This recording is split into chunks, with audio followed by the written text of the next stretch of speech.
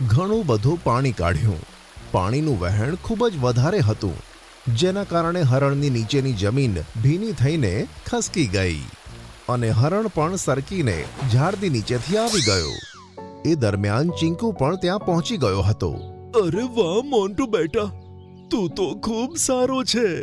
એક આ છે જે બધાની મદદ કરે છે અને બીજો આ ચિંકુ જે પોતાની ચાંચની મદદથી વસ્તુઓ ગાયબ કરે છે અને લોકોને હેરાન કર્યા કરે છે. ચિંકુ, તારી પાસે જે શક્તિ છે તે બીજાની મદદ કરવા માટે છે. તેના ઉપર અહંકાર ના કરતો. પોતાના ભાઈ મોન્ટુની જેમ બનો. તેના બધા વખાણ કરે છે અને તે તો મારું માથું નીચું કરાવી દીધું છે. ચિંકુને સમજાવવા માટે તેની માં જે કહી રહી હતી તેને ચિંકુએ ઊંધી રીતે લીધું અને તેને ગુસ્સે આવી ગયો.